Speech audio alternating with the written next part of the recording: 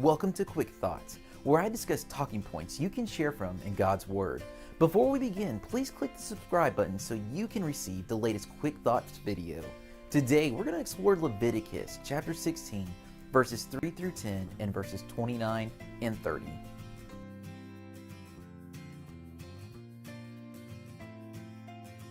The first quick thought addresses the purpose of the Day of Atonement. In verses 29 and 30, we learn that once a year, the high priest is to make atonement for the sins of the people. If you read the rest of chapter 16, we discover more specifically that the Day of Atonement also atones for the most holy place, the tabernacle, and the priest. Therefore, the true purpose of the Day of Atonement is to purge the sin which profanes the tabernacle and the people that has accumulated over the course of a year. To give us a small understanding about what God is doing, it helps us think about the Day of Atonement like spring cleaning.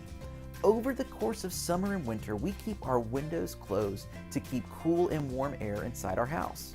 However, due to the windows closed, dust accumulates, which can give the house a musky smell.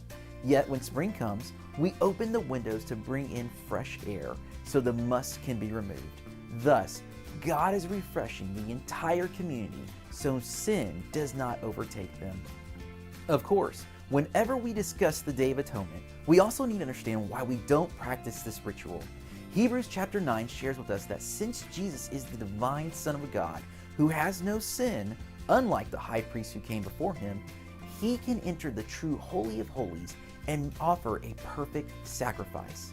This means Jesus' sacrifice on the cross is the eternal atonement for sin, making it unnecessary to continue this annual ritual.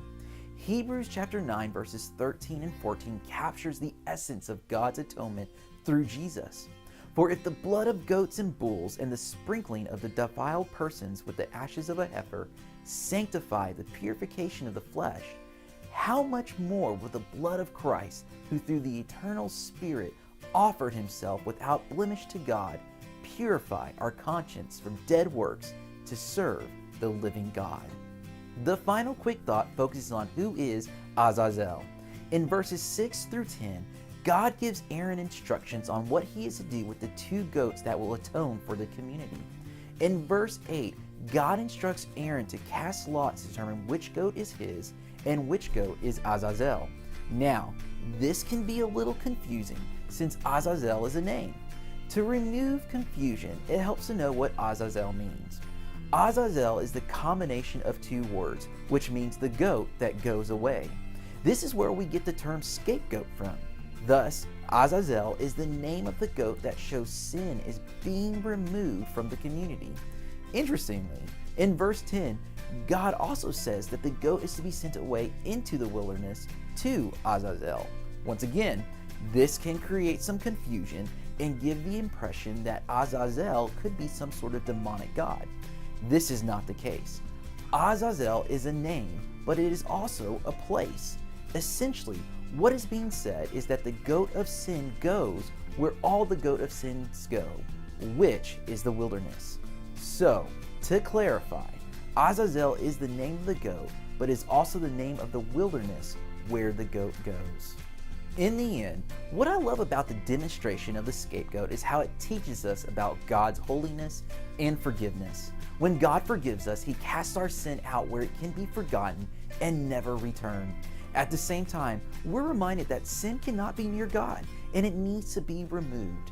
Moreover, whenever I pull away from God, I am now in the wilderness where I leave myself vulnerable for sin to take place in my life. Thus, if I want to keep myself from sin, I need to stay near to God every moment of my life.